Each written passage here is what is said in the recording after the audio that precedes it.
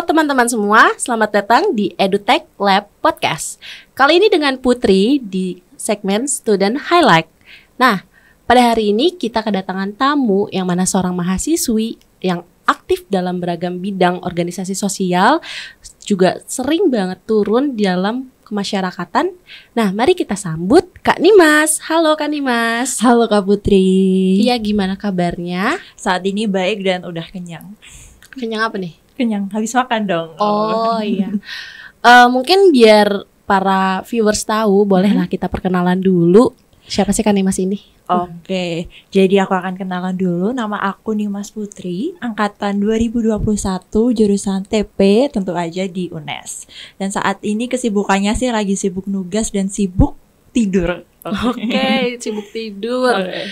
Baru masuk kuliah nggak sih ya? Iya, baru minggu kedua atau ketiga ya? Kedua sih. Kedua. Makanya jadi masih turu-turu ya? Iya, masih turu-turu, belum ada tugas. Belum ada tugas, Iya. Oke. Nah, di tengah-tengah kesibukan ya, karena kan baru masuk kuliah juga dan masih sibuk turu-turu nih, ada nggak sih kegiatan yang sedang kamu lakukan dalam menjalani hidup gitu, mengisi waktu-waktu kosong kamu? Kalau untuk saat ini sih, untuk mengisi waktu kosong aku, saat ini ikut volunteer juga, salah satunya itu di Pilar PKBI Jawa Tengah. Aku sebagai divisi media development dan itu fasilitator juga sih di situ. Di sana tuh tugas kamu tuh ngapain aja kira-kira ya? Dan posisinya gitu. Oke. Kalau untuk sebagai media development itu aku biasanya itu ngedesain dan juga ngurus akun sosmednya gitu. Jadi mungkin buat tulisan di sosmed kayak semisal tentang remaja-remaja kayak gitu. Dan untuk fasilitator sih saat ini lagi free ya, dan biasanya itu memfasilitasi teman-teman remaja terutama di SD, SMP, dan SMA gitu, soal pubertas kah, soal mungkin pernikahan dini dan banyak banget sih gitu. Oh, jadi Pilar PKBI ya? Iya. Ini tuh ngebahas atau yang mana banyak berkaitan tentang edukasi untuk para masyarakat gitu ya? Iya benar. Kenapa sih kamu tuh memilih untuk ikut Pilar PKBI ini? Apa sih hal-hal yang menggugah diri kamu sampai akhirnya terjun ke sana? Oke. Jadi short story ya. Jadi dulu waktu aku SMA itu juga didatengin sama kakak-kakak Pilar ini. Kakak-kakak Pilar ini waktu itu ngisi tentang apa ya? Ngisi tentang penyakit HIV/AIDS gitu kalau nggak salah. Nah di situ itu gimana ya, kakak-kakaknya tuh kayak walaupun anak SMA tuh nakal-nakal gitu ya, pada rame-rame sendiri, kakak-kakaknya tuh tetap sabar gitu ngajarin kita. Gitu ya? Dan di situ tuh aku kayaknya kalau semisal besok waktu kuliah gabung gitu seru ya gitu sih. Dari itu terus akhirnya pas udah lulus gitu aku gabung ke Pilar PKBI. Berarti memang udah termotivasi sejak dulu ya, jadi kayak bener-bener. Tergugah banget hatinya. Iya bener-bener. Ini udah berapa lama ada di Pilar PKBI itu? Kalau sampai saat ini sih berarti sekitar 2 tahunan. Gitu ya. Berarti kamu nih sering banget dong mengedukasi orang-orang dan masyarakat sekitar, apalagi terutama remaja ya. Iya. Itu gimana kamu mengedukasi hal-hal tersebut ke masyarakat luas gitu? Jadi biasanya itu nanti sekolah ataupun panti asuhan juga itu nanti minta gitu. Semisal butuh edukasi di bidang apa. Semisal Kak, di sekolah ini butuh edukasi di bidang pubertas, misal di SD terutama. Nah, di situ kita datang dan kita sebelumnya briefing dulu sih. Sebelumnya kita briefing dulu mau ngapain gitu. Semisal kita mau pakai body mapping gitu, semisal body mapping itu semisal nanti digambar suatu badan gitu ya.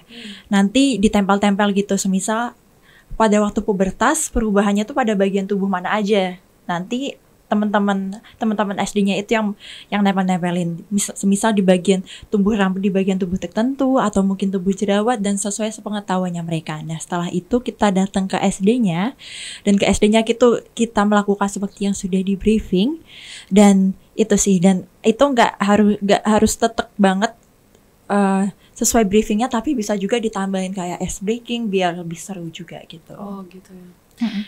Intinya ya seperti kayak kita menyebarkan ilmu terus nanti dikembangkan lagi oleh mereka gitu. Iya, sesuai apa pengalaman mereka dan kita berusaha buat ngelurusin gitu. Ini juga menjadi salah satu upaya untuk mencegah kayak semacam kekerasan seksual dan Iya, lain-lain gitu betul, ya. betul. Karena kan lagi rame-ramenya ya. Iya, dan juga mungkin nggak soal itu aja, mungkin kalau menurut pengalaman aku sendiri sih banyak kayak biasanya kelas 4 atau 5 SD kan itu sudah menstruasi ya, Iya. terutama untuk perempuan. Nah itu mereka itu enggak dikasih tahu gitu, semisal cara pakai pembalut kayak gimana.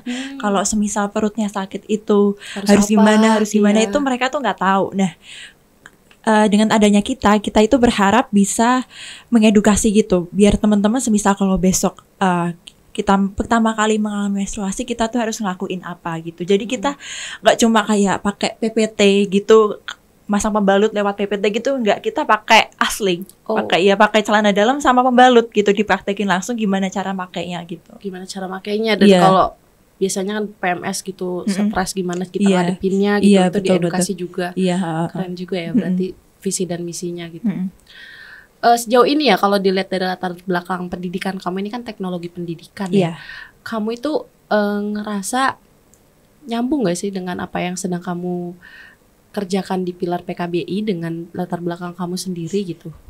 Kalau menurut aku sendiri sih, karena kalau aku bisa nyingkatin apa yang udah aku pelajari itu, teknologi pendidikan itu kayak mungkin merencanakan pendidikan ya menurut aku. Nah salah satu tugasnya itu pernah buat RPP.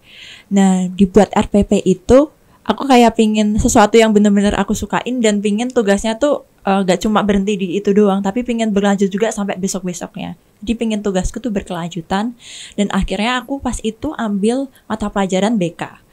Nah di mata pelajaran BK itu kayak di kiat-kiatnya tuh aku kayak referensiin dari yang di pilar itu, yang kayak body mapping tadi. Semisal pada waktu inti pembelajaran itu ada body mapping menggunakan kertas plano dan lain sebagainya itu.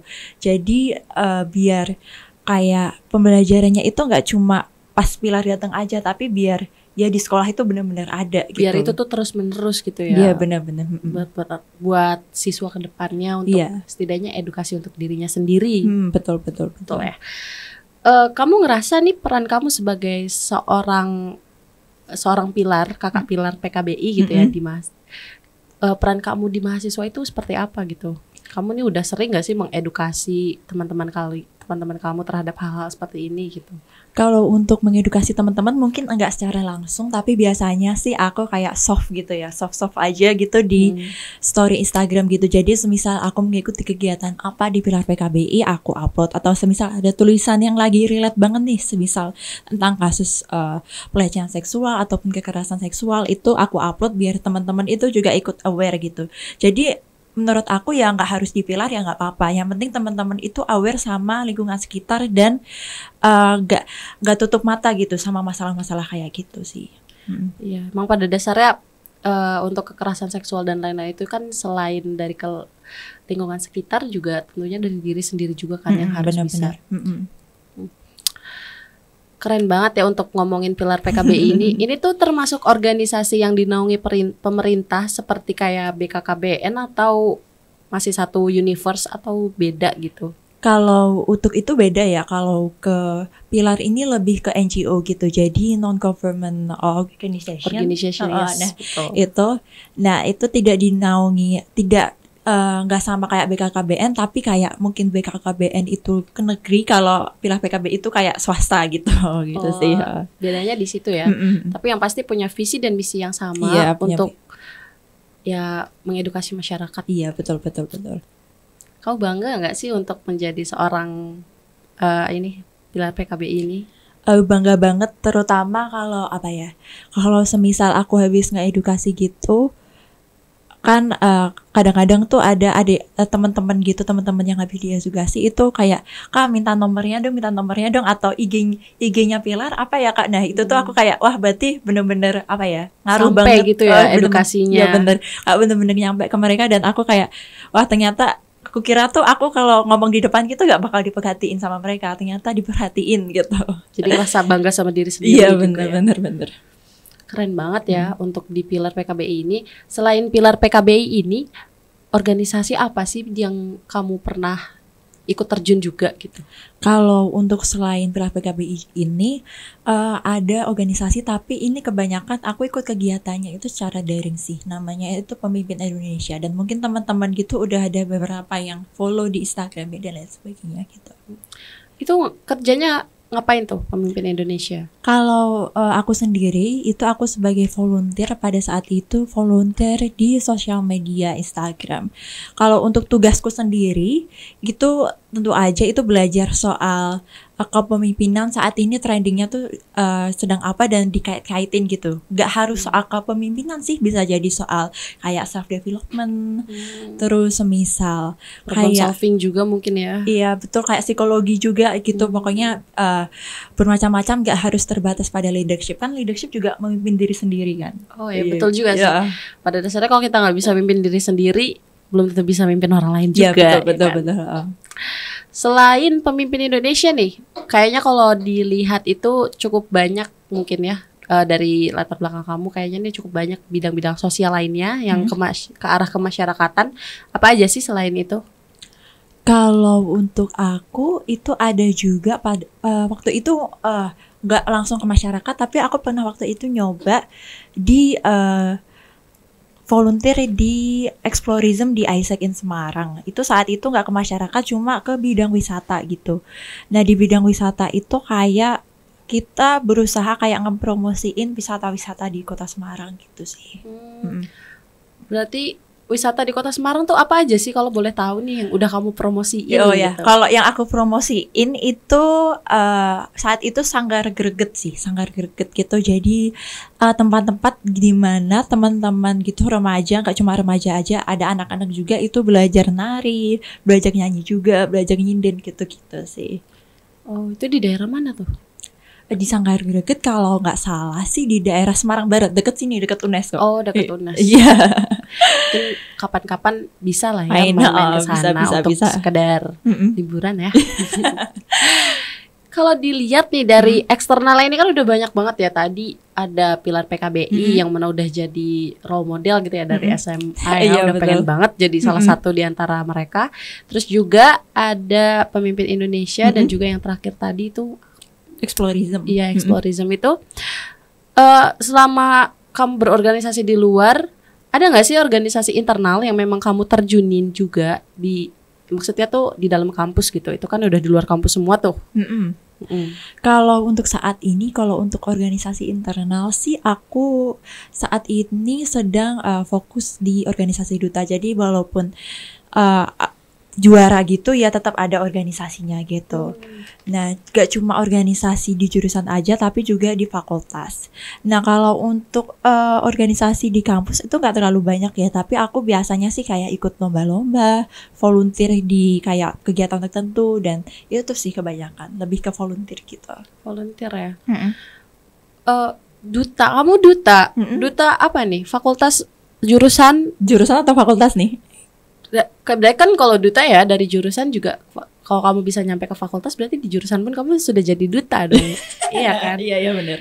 Katanya kamu duta juara 1 ya, berarti face off jurusan. Iya jurusan, iya juara 1 teknologi pendidikan kan. Keren banget ya. Iya. Cocok banget memang udah aktif di bidang sosial dan juga seorang duta yang pasti bisa memberikan dampak atau influence yang baik untuk sekitar ya. Amin. Di duta ini kamu di fakultas jadi duta apa? Kalau untuk di fakultas aku itu jadi duta persahabatan FIP. Udah ngapain aja selama kamu jadi duta? Perannya tuh apa sih sebagai duta persahabatan? Kalau untuk tugas mungkin gak jauh beda sama teman-teman duta yang lainnya. Jadi untuk saat ini tuh organisasi duta tuh lagi reorganisasi ya. Jadi lagi ketuanya baru, bendaharanya baru, sekretarisnya juga. Nah untuk duta persahabatan ini kurang lebih sama sih kayak teman-teman lainnya. Jadi kalau semisal jurusan sih fakultas itu minta seperti pembawa acara, MC ataupun dan lain sebagainya yang melengkapi acara-acaranya fakultas, itu bisa memanggil duta gitu sebagai MC dan lain sebagainya gitu sih. Kurang lebih sebagai gerbang ke depan dari acara-acara dari fakultas ataupun jurusan gitu. selama jadi duta Mm-mm. pasti kan banyak perjuangan ya. Mm-mm. Perjuangannya tuh kira-kira apa aja tuh, dimulai dari jadi duta jurusan ke duta fakultas, itu udah apa aja yang udah harus kamu terjang sampai ke titik itu gitu. Kalau untuk jujur ya, apa ya, yang paling berjuang itu pakai high heel sih. Oh, kayaknya ini emang problem banyak orang ya. Iya bener. Berapa hari yang lalu aku ngobrol juga sama Rosi yang Iya. mana duta apa ya? Aku juga lupa. Kepribadian. Iya itu. Katanya problem di perjuangannya juga di heels gitu. Ada apa dengan heels? Karena sebelumnya itu kalau aku tahu ya, kalau biasanya kalau duta atau pageant lainnya itu kan lebih ke public speaking gitu, kayak nggak bakal nyiapin heels gitu, nggak bakal. Jadi nyiapin heels tuh ya baru pas catwalk gitu ya, pertama kali pas di jurusan ya masih kayak kagok banget sih, kayak goyang-goyang gitu dan lain sebagainya gitu sih. Kayak sampai aku di rumah juga pas jalan-jalan sering pakai heels gara-gara pas itu mau maju ke fakultas juga. Memang heels tuh kalau orang yang belum biasa agak susah Iya, juga susah sih. Iya. Susah jujur, aku juga nggak biasa pakai Iya, bener-bener. sepatu kayak gitu ya. Iya. Selain duta, ada lagi nggak yang pernah kamu ikutin di internal ini gitu? Kalau di internal ini aku pas itu pernah di ospek jurusan tahun kemarin, berarti aku itu jadi salah satu pendamping juga, pendamping teman-teman maba baru, dan itu seru banget sih. Kayak ternyata teman-teman maba itu kayak excited gitu kalau diajak nge-game, pada asik-asik semua dan seru banget sih menurutku. Besok kalau ada lagi juga aku mau ikut lagi kok. Untuk itu volunteer ini ya, pendamping. Iya, pendamping. Maba-maba. Memang seru sih yang. Iya. Dulu juga waktu aku zaman maba juga banyak pendampingnya. Kenapa sih? Kayaknya kalau dilihat-lihat untuk di internal ini, di dalam kampus itu kan organisasi banyak ya. Ada Hima, BEM, UKM dan lain-lain. Iya. Kenapa kamu lebih prefer untuk lebih ikut di organisasi di luar gitu, di eksternal kampus? Kalau untuk menurut aku sendiri, kalau untuk di organisasi internal mungkin kayak ormawa seperti Hima ataupun BEM dan lain sebagainya, itu lebih apa ya, lebih umum gitu dan gak terlalu spesifik ya, karena ya kita nyoba emang belajar berbagai hal gitu. Nah kalau menurut aku sih kayak pinginnya ya belajar ya yang lagi pingin aku mau aja. Kayak semisal untuk saat ini aku pengen belajar soal sosial masyarakat, ya aku ke Pilar, ataupun ada volunteer lainnya. Kalau semisal aku pengen belajar soal pariwisata, ya aku ke Explorism atau ke volunteer lainnya. Jadi lebih ke apa yang lagi pingin aku belajarin gitu sih kalau dari aku. Iya juga sih. Jadi udah gitu mereka nggak terlalu terikat juga ya. Iya benar. Jadi kayak aku tiba-tiba moodnya nih pengen explore wisata, Iya. ke Explorism. Iya. Tiba-tiba moodnya lagi pengen ke edukasi. Iya, sama apa ya, lebih nyocokin ke waktuku yang lagi kosong gitu. Kalau misal lagi liburan gitu-gitu ya gitu sih. Iya benar juga sih ya. Emang kadang lebih enak eksternal juga. Iya. Nggak juga sih. Dua-duanya seru. Iya, dua-duanya seru kok. Kamu tuh cari info-info tentang volunteer kayak gini tuh di mana? Kalau aku sih biasanya sih kalau dari pamflet yang di-share sama temanku tentu aja. Atau bisa jadi dari Instagram gitu, kayak info volunteer gitu-gitu. Kalau semisal aku cari dulu nih, semisal pamflet organisasi X, nah aku cari organisasi X itu di bidang apa. Nah terus aku kelihatannya cocok nih sama apa ya, sama yang aku pingin belajarin deh. Akhirnya ya aku join gitu. Dari udah sekian banyak hal yang udah kamu coba dan kamu pelajari di luar kampus itu, kira-kira kalau di pairing sama kehidupan kuliah kamu, itu tuh memberikan dampak juga, atau kayak setelah kayak Pilar ini tuh kalau di pendidikan tuh seperti ini gitu. Kamu gimana sih? Kalau untuk dari aku sih sangat sangat memberikan keuntungan ya, terutama kalau semisal ada tugas-tugas gini nih. Jadi idenya tuh banyak gitu loh, karena aku udah sempat belajar soal kepemimpinan juga, belajar soal self development, psikologi dan lain sebagainya. Aku jadi tahu gitu semisal isu-isu yang sekarang lagi tren tuh apa gitu. Aku tahu semisal ada tugas nih buat ngebuat model pelajaran ini ya. Nah aku bingung nih mau model pelajaran apa. Nah itu aku bisa tahu gitu. Wah kayaknya kalau ini aku udah pernah belajar, aku mau ini aja gitu. Atau semisal PSDM juga, aku jadi tahu nih kira-kira ningkatin masyarakat tuh kayak gimana ya caranya. Nah gitu, aku tahu dari itu dan kayak idenya tuh banyak gitu. Dan tentu aja yang kedua itu public speaking. Jadi public speakingnya itu nggak cuma ke teman-teman kelas doang, tapi kayak ke orang-orang baru gitu, lebih satset gitu lah. Iya, banyak lah hal yang udah dipelajarin juga. Selama perkuliahan ini tuh ada banyak hal yang pastinya seru dan juga nggak seru ya. Ya seru-seru. Bisa dong diceritain hal-hal yang menurut kamu nih kayak kurang menyenangkan, atau mungkin di perkuliahan ada nggak sih hal-hal yang kurang menyenangkan gitu? Kalau hal yang kurang menyenangkan sih, jujur ya, nanti teman-teman yang nonton tolong jangan nangis, jangan sedih. Kenapa nangis? Jangan sedih gitu. Wah, ternyata Nimas tidak suka gitu lah. Apa ya? Aku gak suka rapat malam. Rapat. Iya, kalau semisal kadang kan, kalau semisal ada acara setelah itu kan ada acara-acara apa gitu, aku ikut volunteer apa, kadang-kadang tuh kan rapatnya ada yang malam. Itu tuh aku gak suka gitu, karena apa ya, jadi capek banget gitu kalau pulang gitu sih. Ya apalagi kamu ngelaju ya. Iya bener-bener. Jadi ya kalau misalkan dari sini rapat beres jam 10, kamu nyampe rumah jam berapa? Iya, mau jam 11 baru bisa tidur, istirahat gitu kan. Baru bisa istirahat. Nah itu sih. Terus mungkin apa ya, kalau aku sih kadang itu tugas gak dikerjain itu biasa ya, tapi kadang-kadang mungkin dosen gitu bisa ngasih tugas itu yang gak nyambung. Kok bisa? Iya, kayak mungkin pada saat itu kayak aku mungkin gak kurang nyambung, mungkin antara akunya yang gak nyampe atau emang gak nyambung gitu, gak nyambung sama ini sama preferensi kamu ya, menurut diri kamu. Menurut aku ngerasa ini gak nyambung, tapi sebenarnya gak tahu juga. Iya, gak tahu juga maksudnya gimana, mungkin maksudnya baik, cuma menurut aku gak nyambung gitu, jadi kayak ngerjainnya tuh kurang ikhlas gitu lah. Karena ngerasa materinya kok tugasnya Z. Iya, betul-betul, jadi kamu kesel jadi ngerjainnya kayak males-malesan jadian gitu kan. Asal-asalan aja gitu. Kalau selain tugas dan lain-lain, untuk teman-teman di perkuliahan ini aman lah ya? Kalau untuk pertemanan sih aman-aman aja sih kalau dari aku. Dengan banyaknya hal yang udah kamu kerjakan di luar kampus dan juga di dalam kampus ini tuh, kira-kira ganggu nggak untuk urusan nilai, IP dan kawan-kawannya gitu? Kalau untuk nilai dan IP dan kegiatan aku ya, itu karena aku cukup percaya diri kalau aku itu jago manajemen waktu, asik. Jadi aku merasa tidak terganggu gitu. Apalagi kalau misal besok ada acara gitu, pasti tugasnya sebelumnya tuh aku kebut beneran gitu loh. Jadi biar bener-bener selesai dan besok bisa lega gitu.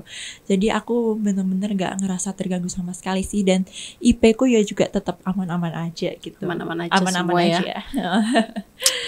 Bagus banget ya kan Nimas ini aktif di beragam bidang, baik itu bidang organisasi sosial di luar, di dalam kampus, seorang duta juga. Nah, dari udah banyak hal yang udah kita chit and chat pada hari ini, mungkin ada nggak sih closing statement yang bisa Kak Nimas sampaikan untuk para viewers mungkin? Kalau dari aku sendiri, teman-teman itu boleh belajar dari mana aja gitu, nggak harus di kampus aja, atau mungkin lagi digoda teman nih buat ikut organisasi A, ikut organisasi X. Kalau teman-teman punya keinginan tertentu ya mending ikutin keinginan teman-teman aja, jangan ikut-ikutan teman gitu. Teman-teman itu tetap bisa kok, walaupun mau ngembangin diri maupun di dalam kampus ataupun di luar kampus itu bisa, asalkan teman-teman mau gitu sih kalau dari aku. Iya, pada dasarnya ikut diri sendiri aja ya, jangan ikut-ikutan gitu. Iya, betul. Oke, teman-teman semua, kali ini dengan Kak Nimas sebagai tamu di podcast kita hari ini. Mungkin cukup untuk hari ini dan sampai jumpa di podcast selanjutnya. Dadah.